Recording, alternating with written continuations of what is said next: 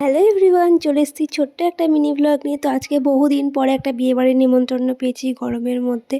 যতই গরম হোক, বিয়েবাড়ি বলে কথা, একটু না সাজলে গুজলেও হয় না। তো এখানে রেডি শেডি আমরা বেরিয়ে পড়েছি বিয়েবাড়িতে যাওয়ার জন্য। বাড়ির কাছেই ছিল বিয়েবাড়িটা, চলেও এসেছি দেখতে দেখতে। সামনে একটা বেশ সুন্দর গেট করেছিল, বেশ খুব সুন্দর লাগছিল। আমার তো খুবই পছন্দ হয়েছে গেটটা। তারপরে ঢুকেই দেখি গ্রুম আর ব্রাইডের ফটোশ্যুট হচ্ছিল। তারপর এখানে আমরা গিফটটা দিয়ে চলে আসি একটু জুস কাউন্টারের দিকে। তো এখান থেকে জুস নিই, বাট অতটাও খেতে ভালো ছিল না। তো আমি হাফ খেয়ে হাফ ফেলে দিই। ওদিকে ফুচকাও ছিল, বাট আমরা গরমের মধ্যে আর ফুচকা খেতে যাইনি, ওখানে প্রচুর ভিড় ছিল। তারপরে আমরা দিকে খেতে বসে পড়ি। আমাকে জিজ্ঞাসা করছিল কেমন লাগছিল গরমের মধ্যে বিয়েবাড়ি। আমি বললাম ভালোই লাগছে। তারপর এখানে চলে আসলো পাতা, লেবু, ঝুরি আলু ভাজা, সাদা ভাত আর ডাল, ভেজ ডাল। জাস্ট খুব সুন্দর একটা কম্বিনেশন ছিল এটা।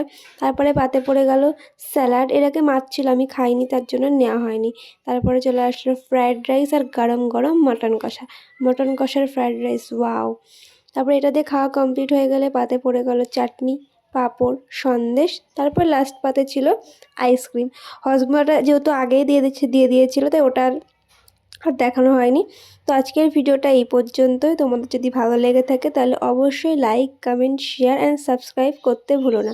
আর চ্যানেল নতুন হলে অবশ্যই একটা সাবস্ক্রাইব করো।